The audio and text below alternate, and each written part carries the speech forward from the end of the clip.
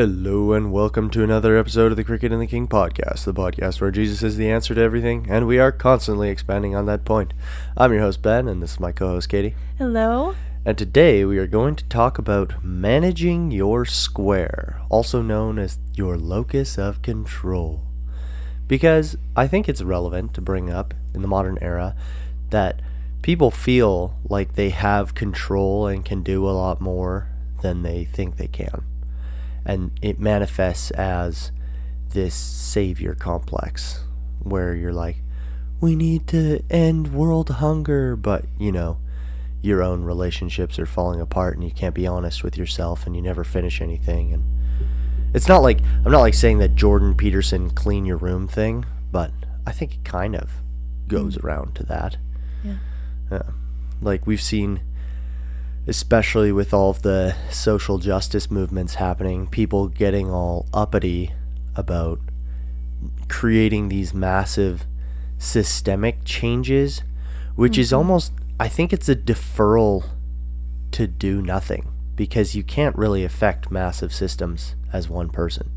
And I think it gives like an illusion where you're doing a lot more than you are by being like super vocal about it. You're like, well, I've talked about it. I've gotten it out there in the ether. Therefore, I've done my part. When really you've actually done nothing. You may think that, oh, so-and-so, you never know your audience, but you're like, oh, they might be gaining awareness. But it's like, they're thinking about it. Like they now know, but what is that when it comes to tangible efforts? That you can see and experience, because a lot of people just talk about it. They don't actually do anything, Yeah, it's a way of abdicating responsibility. Like you're like, oh, I don't have to do anything if I made a post on social media about how the system's all wrong and we should abolish the police and do whatever. Yeah. But really, you're not going out in your community. Well, you don't even need to be going out in your community. Like, just your ability to manage what's in your life, Well, they say change starts at home, right? Yeah. And we know and have seen, you were showing me last night, there were this lady cleans homes. I will bring this back around, but this lady cleans homes, and they're the homes of essentially hoarders. Like extreme hoarders. Yeah. Like people that have not taken out the recycling in what looks like 5 years. Like maybe fruit flies, longer. maybe longer, but it's like, oh yeah, we just stopped cooking 3 years ago because it's such a mess and there's like fruit flies everywhere. And bless this lady, she just loves cleaning, and she'll go in and she'll, like, instead of burning the house down, which would be my response, she goes in and she lovingly cleans everything with no judgment, and she just like wants to help people genuinely, and she loves cleaning. Like, that just makes her tick. But the thing is, the houses are so bad, she's shoveling out garbage with a snow shovel. And there's like rat poo in sinks and things like that. She's just like, she should be wearing a hazmat suit, but there's just like the biggest smile on her face. It's like super rewarding. She's out there doing good work. I'm not gonna lie, the dopamine hit from watching a transformation video of her cleaning a hoarder's house is pretty good.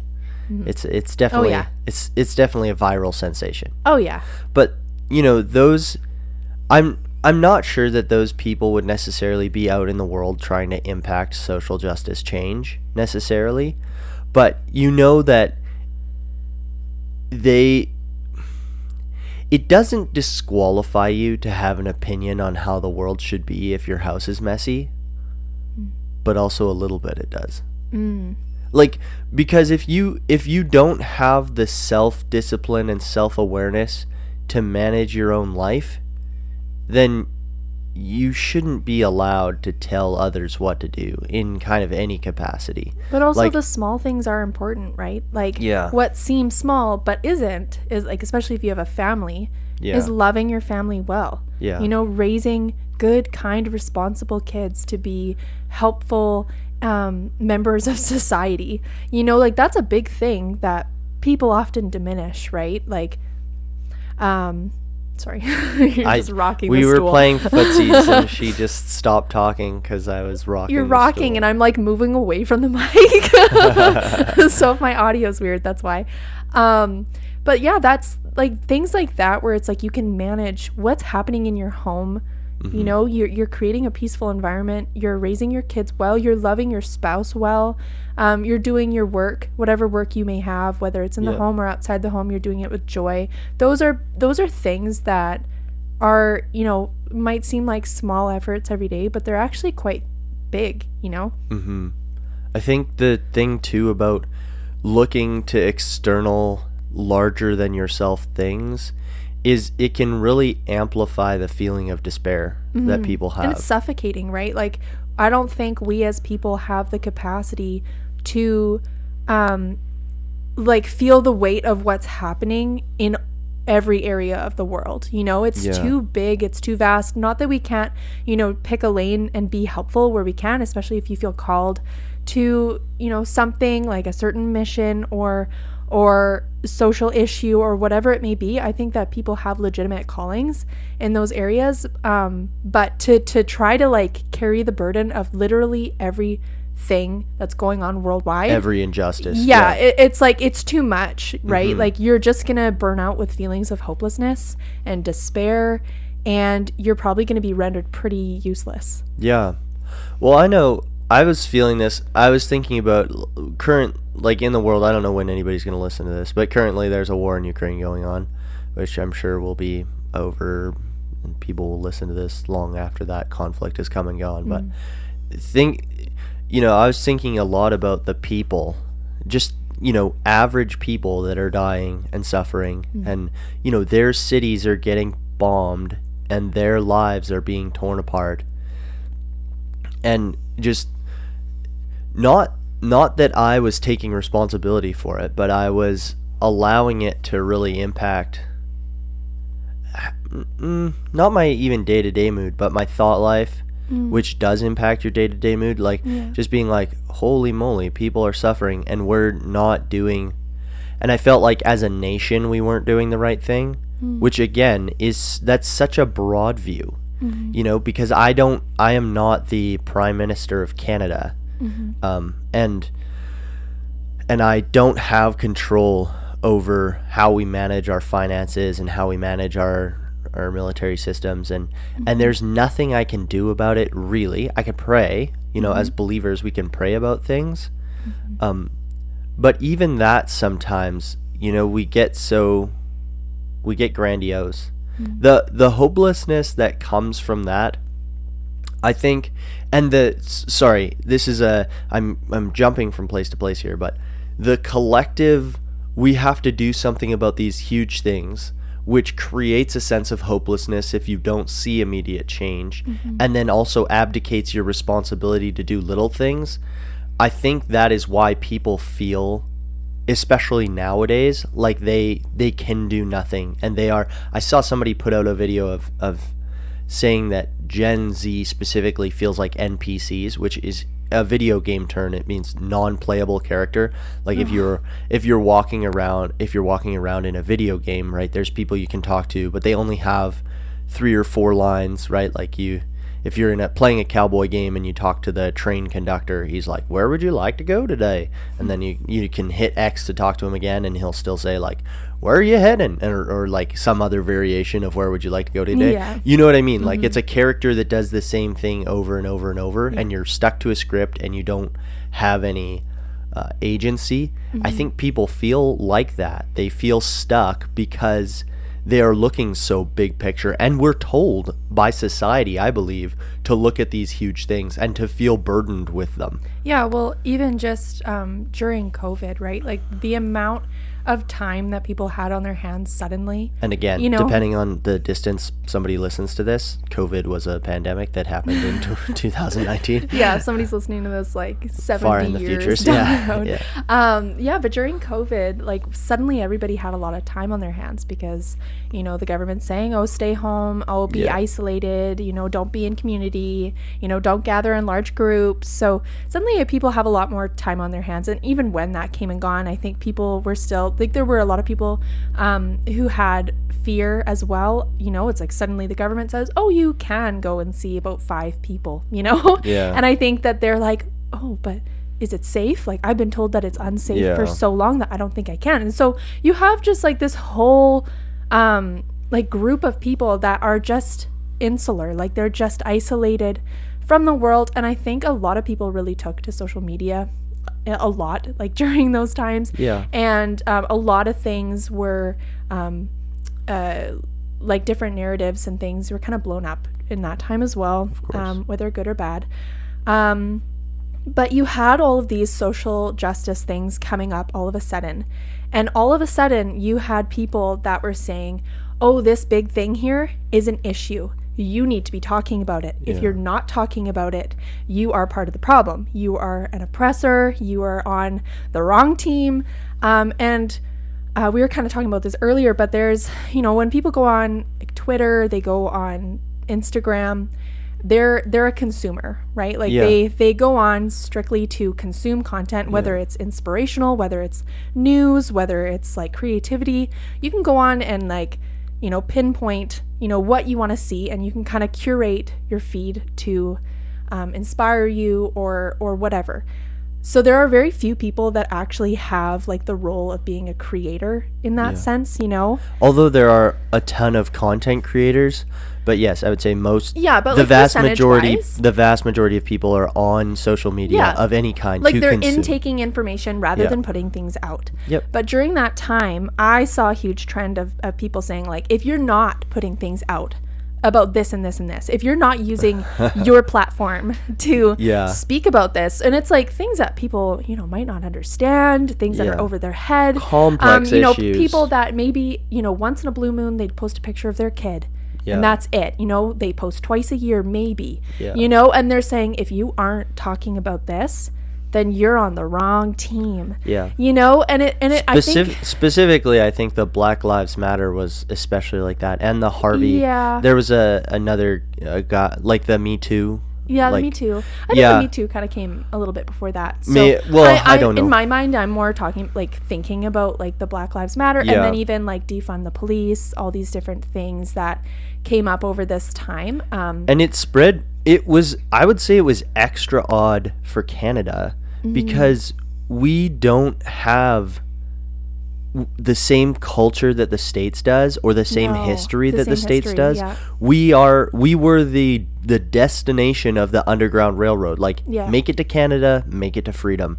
And so to have this thing where like, you need to talk about how this is going on in your community, it's like, it might not be. Granted, I say that, and I was just at a job where I had a like very white guy drop a N-word with a hard R. Oh, yikes. And it was shocking. I was just like, what? You're like, oh, people still say that. Yeah, it was. Yikes. He followed up with like, I'm not racist or anything. It's like, could have fooled me, dude. Like, easy. And that's not to say. If you have to say I'm not racist. Yeah. You have to clarify. It's like, well, you should probably change your words and your actions. You know? If you have to really like drive that point home. Yeah, words. Yikes. Words don't necessarily have power in the sense that you could say it, but it's just, even culturally, like the context of it is within slavery and the degrading of one people group against another. So it's like, there's no context in which I think you could say it appropriately. No. Really. Unless you're like acting in a movie in which they are depicting that time. Yeah. But other than that, like, that's like a very specific I'm just trying to be as like generous as possible.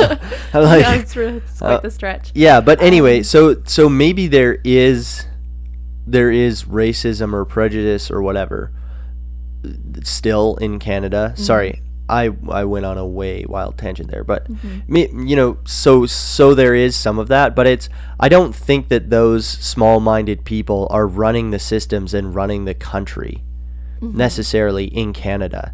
Now, I've heard lots of stories because I listen to a ton of American content. Because let's be honest, there's more of them. Canada's such a small nation, so it's like if we're pulling from anywhere, we're pulling from there. We have 10% of the less than 10% of the population of America. So of course they're going to produce better things because they have a higher selection of people and access to and you're more capital. Intaking their worldviews. You know, whatever it is that's going on there. I think Canada is directly influenced by that. Of course, but anyway, all that to say, I was consuming a lot. of American content. And so I heard stories where there was genuine racism, you know, especially in places in the Deep South and places like mostly Georgia, Alabama, some places in Utah. Like there's certain small towns where racism is still strong and kicking, you know? Yeah. And I think there could be an argument that you do need to be brave and stand up and fight against what you see. But to then globalize that cause in every country with different issues, and it's not like racism is a non-complex issue. It's simple in the sense that like one race versus another, I guess, but it's complex in the sense that in most cultures and countries, racism is bound up by a long history of blank, right? Like whether it be like slavery or war leading to slavery or like immigrant prejudice, or there's all kinds of things that could lead to racism in a community. Well, I think like Africa is a great example of that, right? Like their racism looks like racism against white farmers specifically. You're talking about South Africa. Yeah. And they're falling apart right now because of that divide. Yeah, and right? they, you know, thinking it's okay to just come in and just... But they also had it going the other way, like white people against black people. Yeah, you know what I mean? It's like the history of the place, right? And it's complex, it's evil, but it's complex and it's different worldwide. Yes. Right? There's going to be different issues wherever you are. Like Canada's history is very different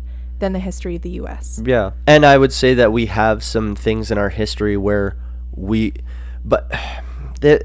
is the thing too, where I think most practical people can objectively look at what's happened and say, in all of history, when one nation comes against another and there is a war and there is conquering, there is going to be oppression towards the side of the losers.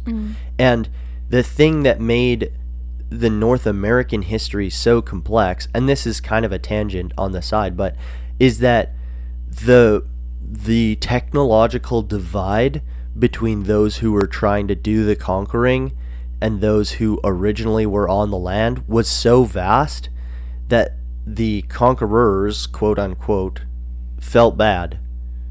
Right? And and it's not like there wasn't dishonesty and greed and evil and human disgustingness, but you know, usually it would just be like wipe out and carry on, like the Slavs did in all of, you know, for I can't remember which era that the Vikings did the most damage to Britain, but they would come and raid stuff.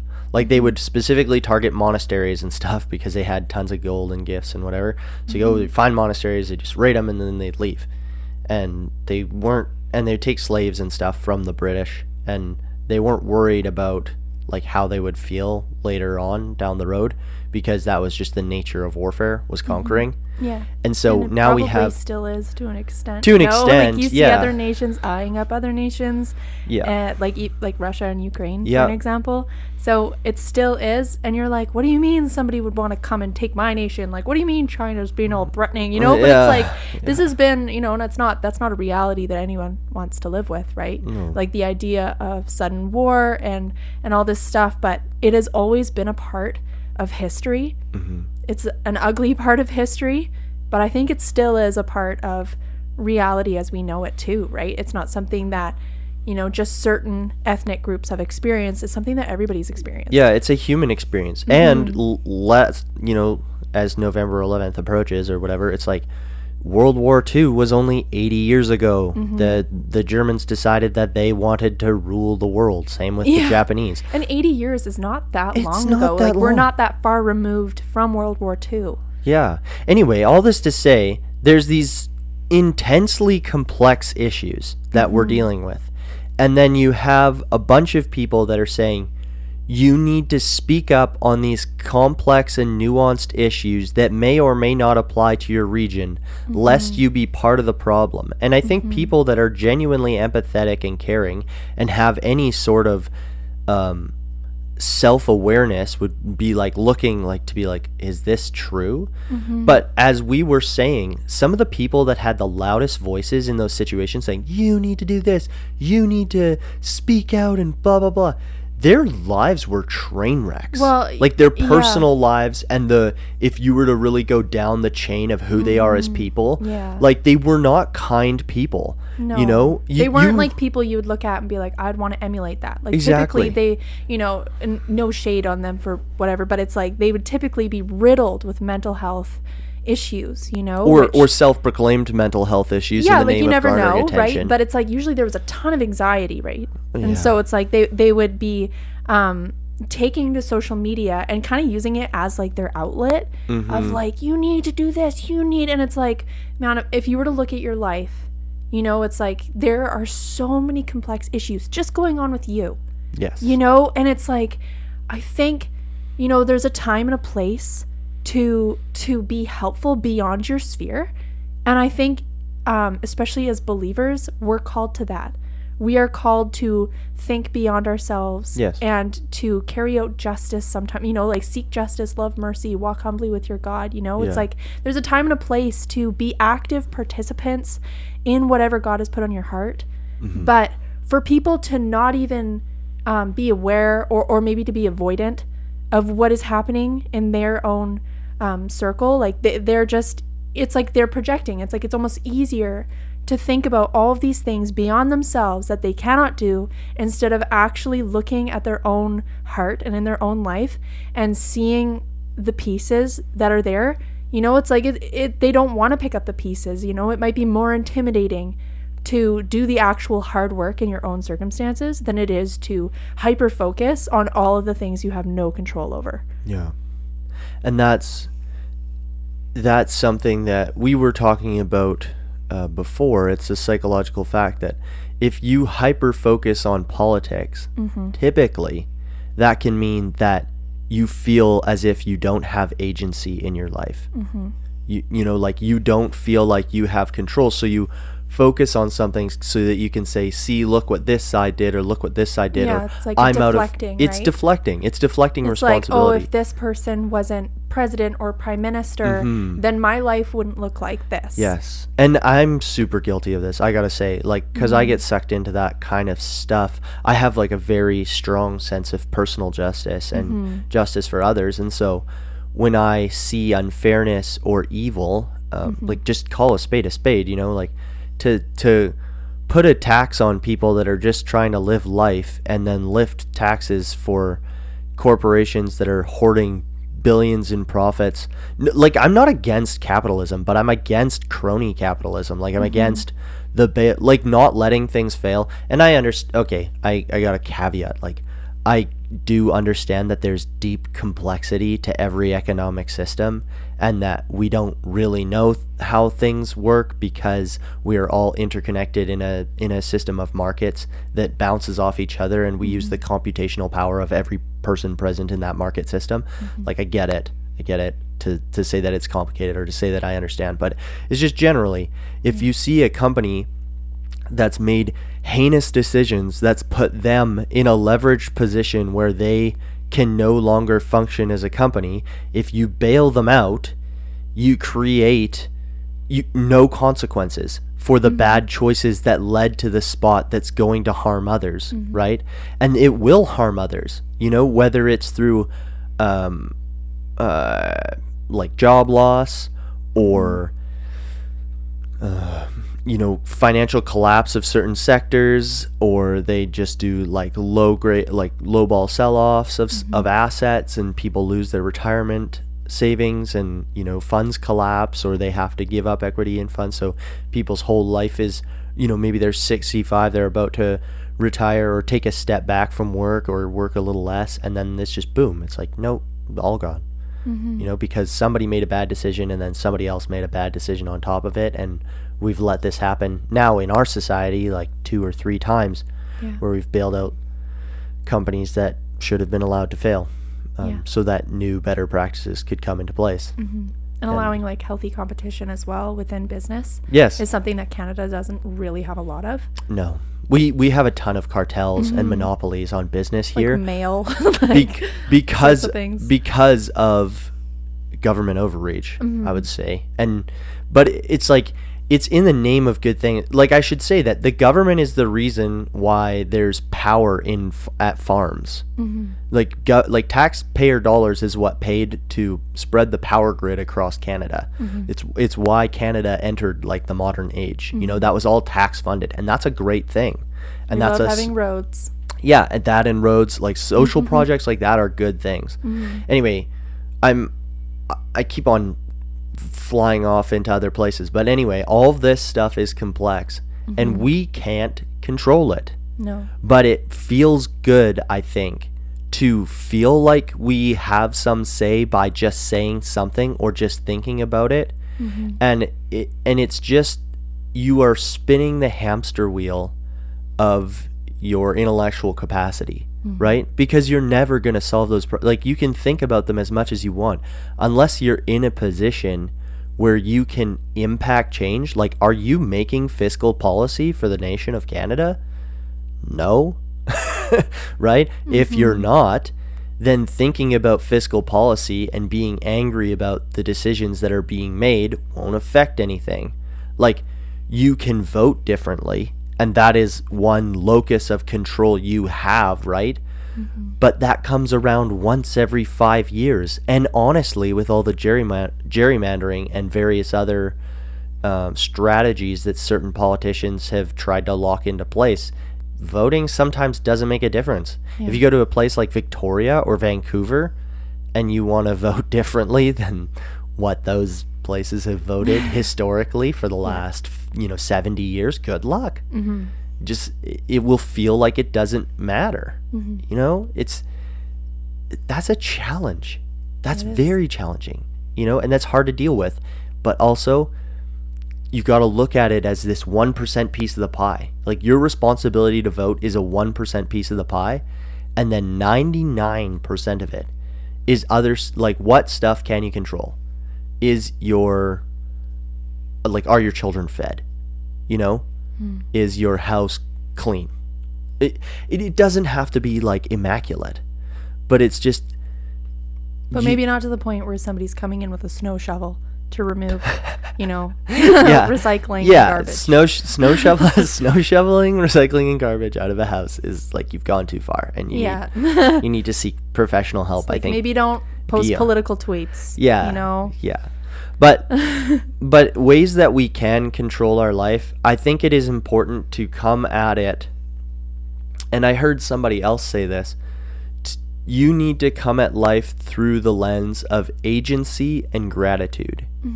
And how do we have those things? Like, we receive agency by recognizing the choices that we can make, where our locus of control actually is. I can choose what time I go to bed. I can choose when I brush my teeth. If I don't like my job, I can search for another job. Now, I would also like to say that there are times where you are not in control. I've had situations where I'm barely surviving financially, and it feels very hard, and there's very little control. But for the grace of God, things won't work out,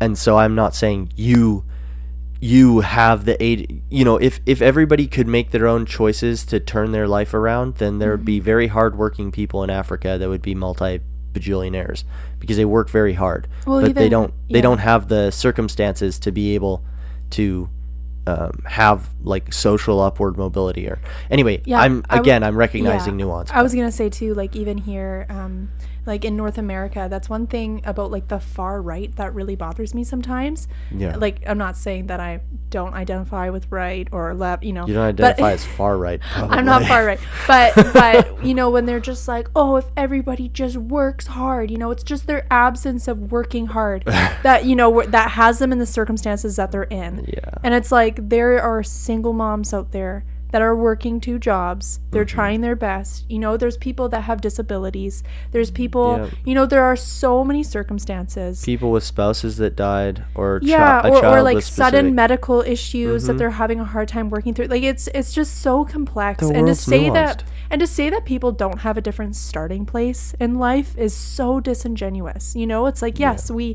can all work hard or work as hard as we're able, but that's going to look different for everybody, right? And to course. say that it's entirely your responsibility, I think is really, really, really hard for some people, you know, who just need a helping hand. and that helping hand is important, but even in that, I think it's important if you're in that situation, and I have been several times. And bless that we live in Canada. Yeah, and there's tons help. of programs, right? There's Yep. tons of help out there, right? There's food banks, there's all sorts of things. Yeah, and yes, we have those social assistance programs to help people in need, but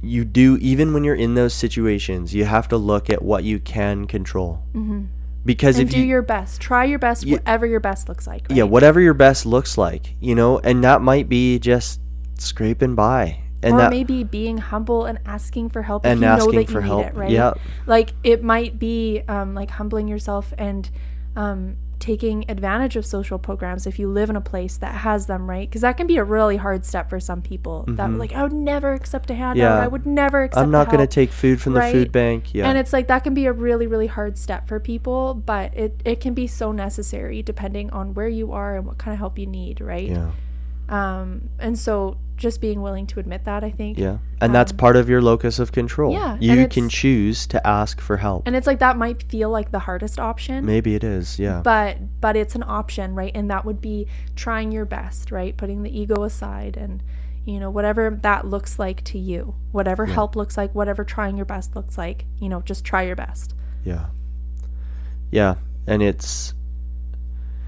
I think it's worth mentioning too that life is not fair. No. Like, And again, it looks different for everybody. Everybody has a Yeah. different starting place. of course, you know, but that's not bad, right? And that's that thing about where people were saying, especially like recognize your privilege, like during all the social justice movements and stuff. It's like recognize your privilege. It's like, well, so aside from the bottom of the barrel, like you are sitting in the dirt at 8 years old with your whole family dead around you after your house got bombed in Yemen. You know, like unless you're that kid, and maybe you still have your arms and legs and stuff. So let's say an armless, legless child, 8 years old, abandoned in a bombed house in Yemen. I'm trying to go as low as we possibly can. It's like almost everybody's more advantaged and more privileged than that kid there, right? Yeah. Like if you're gonna look at things through the lens of comparison, you'll never be at the bottom of the ladder truly, right? And so it's not helpful. It's not helpful to compare. It's helpful to have compassion, I think, and to recognize when you can assist someone that is in the lower scale than you. But I don't think comparison is going to be a helpful way to assess your situation. But like you were saying, what can you control? You know, can you sleep a little more? You know, get better sleep somehow. Can you maybe find one thing that you really like? Maybe it's peppermint tea, right? And it's it's like $5.37 as it stands right now in Canadian dollars for a thing of 20 peppermint teas. Yeah. Right? So can you save $5 or $6 to get peppermint tea and have that be a ritual at night that you, not ritual in a weird sacrifice a goat way, but like just something that you enjoy, that you can control in your life, to keep yourself grounded. You know, can you pray? Right? As Christians, I think that's especially important. Is I've had times where I feel completely out of control and have no agency, and it's like, yeah, but you can pray. And sometimes it feels dumb when people say something like that. It's like, yeah, but you can pray, and you're like, sweet, what has prayer done for me? But I think it's legitimate. Well, also, like, you know, when the disciples asked Jesus, like, how do we pray? Yeah. And he lays out the blueprint for how we pray. You know, our Father who is in heaven, hallowed be your name. Your kingdom come, your will be done on earth as it is in heaven. Give us this day our daily bread, and forgive us our sins as we forgive those who sin against us. And lead us not into temptation, but deliver us from evil. You know, and so that blueprint is how we pray. That's how Jesus laid it out, you know, Jesus himself. And, you know, even the prayer of your kingdom come, your will be done on earth as it is in heaven. Like, what does that look like? You know, what is heaven? You know, heaven's perfection. What does heaven look like? And Jesus specifically told us to pray that, to pray your kingdom come, you know? Yeah.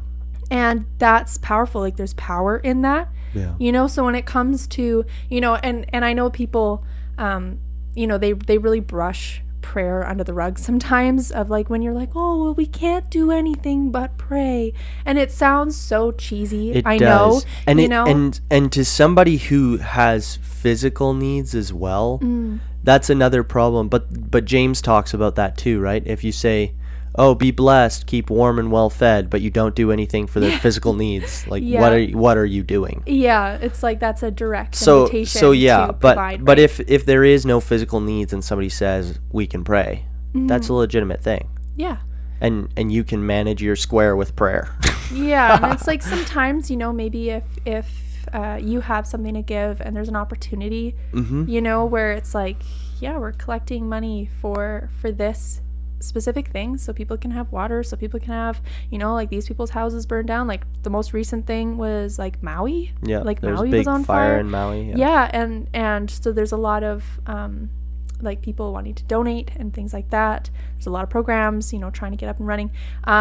So it's like, yeah, sure, like if that's within your means and you're able to give, that's amazing that like you're in a place where you can give to something if you see the need, or if there's like a family struggling in your community. It's like you can give to that need if you're able, you know, if you're able to get a few extra groceries that you know would really help them, or give them a gift card for something, or buy them a gas card, you know, whatever it might be.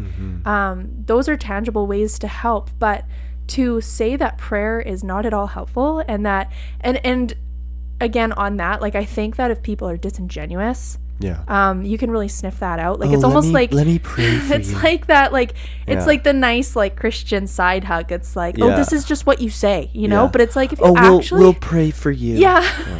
And it's like, but they don't, you know, like, and it's like sometimes you can, and not really only feel that, but it's just like Christianese. It's like almost worse than being brushed off. It's like the equivalent sometimes of saying, oh, I'm thinking about you, but it's like, are you know, it's like sending good vibes. Sending good vibes. But it's like, if you actually believe, you know, that God is who he says he is, and you believe to do the things that he's commanded you to do, which is to pray, and Jesus laid out that prayer, and if you believe those words, right, that has so much power in it. You know, it's like he told us to pray that. He told us to partner with him in that. You know, he told us to pray your kingdom come, you know. He tells us to ask him for our needs, you know, to provide our needs. He, you know, it's like people are like, oh, well, if he knows our needs, like, why wouldn't he just give them? It's like, well, he asks us to ask, right? We are asked to ask despite his knowledge. Yeah, and so, you know, but like, I think that's also like to be aware of where our help comes from. You know, it comes from the Lord. Our help comes from the Lord. So it's like, yeah, things can just appear. But when we ask, when we go to our Father and we ask, it's like it says he delights in giving us good gifts and good things, right? You know, how much more than your earthly father who knows how to give good gifts, right? So it says that in the Bible. And so to say that prayer isn't powerful, it's like, it is. And he asks us to partner with him in prayer, to go to his throne rooms and to contend for things, to ask for things, right? And I think prayer is probably the best way to manage your locus of control. Even in your terms own of personal life. But in terms of the large things of the world, right, you can pray about those things and truly giving them over to God, and then taking care of doing the practical life stuff. I think in Christianity there is a tendency to just negate the practical normal life stuff. You know, it's important to clean your stove and make sure there's not mold in your sink. And Yeah. like, it's important to do those things. Well, to steward the things he's given us. Yeah. Right? And that includes your body. That includes, like doing well in your job and doing all things with joy and thanksgiving. Mm-hmm. Right? It encompasses all things, I think. Yeah. And we are, there's that verse. It's though they slander you, like they can't say anything because of your life, basically. It's like people, say nasty things about you, but like, it's baseless, they're just slandering you because of your life. But if people have good reason for slander, then there's probably something you need to look at in your own heart. Absolutely. Yeah. Yeah, and I would say too, like, even if like your life, like say you have allowed the Holy Spirit to like empower you to carry out all the things in your daily life, like parenting, your job, your marriage, whatever it may be, like whatever's in your sphere. General relationships. Say that like things are going really well. Yeah. Like things are, you got your ducks in a row, and you're day by day, you're given the grace to carry it out. Then I would think, maybe God is calling you to something beyond that. And I think it's important to lean into that. Yeah. Push beyond the bounds of what you're comfortable with. With. Like, cause I think for some people, there is a trap in comfort, And a trap in managing.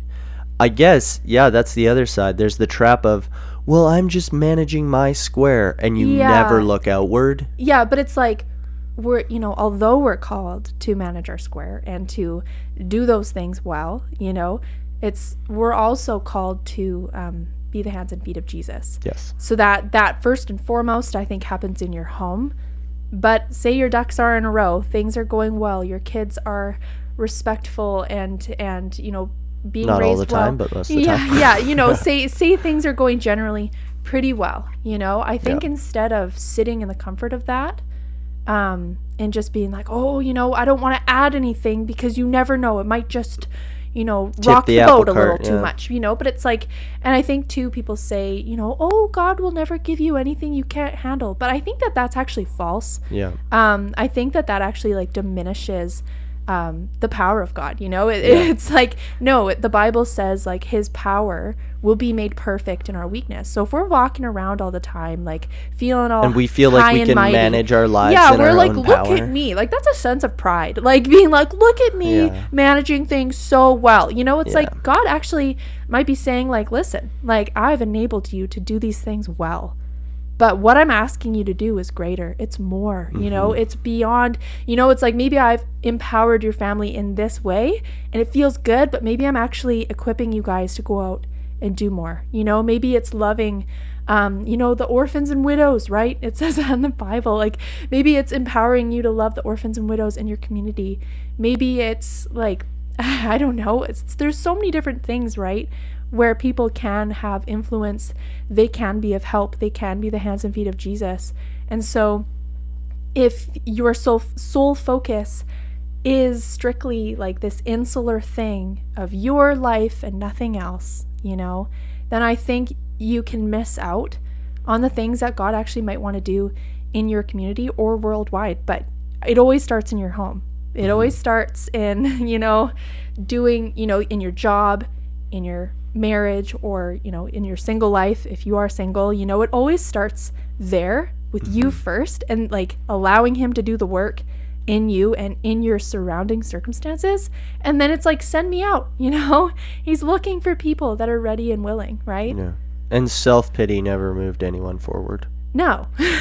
Like that's the thing that's terrible though. It's like I said, you could be the armless, legless child house bombed in Yemen, but even for that person, feeling bad for yourself won't help you move forward. You can recognize the loss, I think, and grieving's an important part of healing. Oh yeah. But I see a lot of self-pity, and it's indulgent. It's almost not indulgent. That's the wrong term. I can't think of a word that would fit it, but it's like we that feels good to feel bad for yourself. Yeah. And I think that sometimes people get caught in that. And that's not healthy either. And that's not going to allow you to manage your square. No. Yeah. So what are the action steps?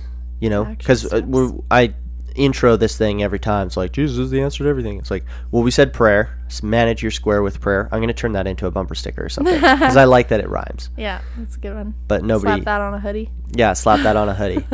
Oh, yeah. We have like 2 or 3 hoodie ideas now that Yeah. we should come out with. If more than like 15 people ever listen to this, maybe we'll do merch. Just random slogans. Yeah, well, you can manage your square with prayer. You can make sure that the things that you're thinking about and worrying about, like if you have worry and it's something you can do something about, like I was worried for about a week. There was this conflict conversation I needed to have that I just wasn't having, and I was worried about it, but I also was too much of a coward to have the conflict conversation. And then I had the conflict conversation and my life got better. And it was totally fine. And it was totally fine. Yeah. You know, but it's like that was in my locus of control and I was allowing it to destroy me, but I was pretending like I didn't have agency. I was like, oh, this problem's so big. Whining. And then you go do it and then it's like, oh, that was one thing I could control. Suddenly things are a little easier. Yeah, suddenly things are a little better. So just managing the things in your square with prayer and with action and recognizing when something creeps in that you have no agency, that you have no care over. I think, yeah, and I recognize it in myself. We like to talk about big things as small talk almost. And I think that that's a way to avoid the little things which are more important. You know, like, how's your marriage?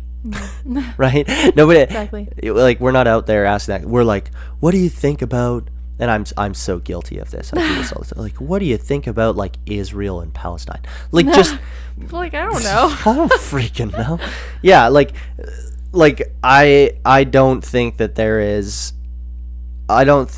anything wrong with being like, you know, what have you heard about this, and exchanging information and being aware of what's going on in the world. But focusing on those things is a way of avoiding the reality of living. And I think that that's almost, you know, if you were to branch out from like the small talk of like, oh, the weather's been lovely lately. It's been so warm for fall. Like, do you know how many weather conversations happen in the trades? Oh. I talk about the weather like 15 times a day. Anyway, like if conversation happens to branch beyond that, yeah. You know, I think it you know, you might venture into like the big things, right? Like, but I think it almost surprises people when you do ask them a personal question. Yeah. You know, like I know, you know, we've asked people like, oh, like, what are your dreams? And they're like, I beg your pardon. You know? Do you mind? Dreams? I don't know. I've never thought about this. Yeah. And another thing too, I think that we need to be okay with is we need to be okay with other people being okay with their lives. If they're happy where they're at. Yeah. You can recognize, and that's the thing too, there's that verse, if you see a plank or you see a speck in your brother's eye, make sure you take the plank out of your own eye. When you see somebody's life and your urge is to criticize, look at if they're calling you to a higher standard, if there's something you see in them that you're jealous of or that you wish you saw in yourself, rather than finding something to criticize, you know. And I think it's like you can have discernment when it comes to other people, and like maybe knowing if there's things within them that, you know, if that wasn't there, you know, it's like, oh, like, you know, like that wouldn't drag you down. Like, I know that this thing is like creating harm for you or whatever. It's like, I think it's okay to have that discernment. Yeah. You know, well, it's like, that's not judgment. When people say the verse says, take the log out of your own eye so that you can see clearly to remove the speck. It Absolutely. never says that the speck doesn't need to be removed. It just is. Yeah. It's a warning against intense Well, hypocrisy. Yeah, and it's just like nowhere in the Bible does it say not to treat people with love and respect and dignity. Mm-hmm. You know, it talks about, loving your neighbor, and it doesn't have like an emphasis unless they're X, Y, and Z, Yeah. it doesn't say that. And so Love your neighbor unless they're Greek. yeah, like it doesn't have this long list of reasons why you shouldn't love your neighbor. Yeah. It's like you should always treat people with love and respect and dignity, no matter what their circumstances. And if you can objectively look and just say like, hey, I love you, this is why, and if you can say that from like a clear conscience of like, what removing, maybe it is like the judgment, spirit from your own self, like removing that and be like, oh yeah, like I didn't realize that like that personally triggered me. That shouldn't happen, like you should be able to remove any of that, right? And Yeah. actually be able to approach them with love, respect, and dignity. Yes. And if you are a person who desires to grow and receive wisdom, like there's lots of proverbs that are akin to the one I'm thinking of right now is that wounds from a friend can be trusted, but an enemy multiplies kisses. Like if somebody says something that hurts you but they're a trusted friend, you can look at that criticism and be like, what are they calling me to? And they might not have said it in the right way because people are flawed. People they make mistakes, they say things in anger, but And like words can be weaponized too, even if they're like true. Oftentimes they're it's true. the true ones that hurt the most, yeah. right? So, but if somebody is saying something to you or somebody is correcting you, it says that fools spurn correction, or scorn correction, sorry. Like fools detest it, but a wise man will take heed, Yeah. So it's like if we are corrected by someone, we need to recognize, even if it makes us angry, that we should take it in and really internalize it. So that's part of like our square, managing our square Part is of managing your square. having a spirit of humility, right? Yep. Seek justice, love mercy, walk humbly. Yeah. Manage your square. Yep. I don't know. I'd say that's probably it. Yeah, that's a wrap. That's everything we have to say on this. We went on a couple tangents, but I think we stayed mostly on topic. Yep. If you've made it this far in the podcast, thanks so much for listening to us ramble.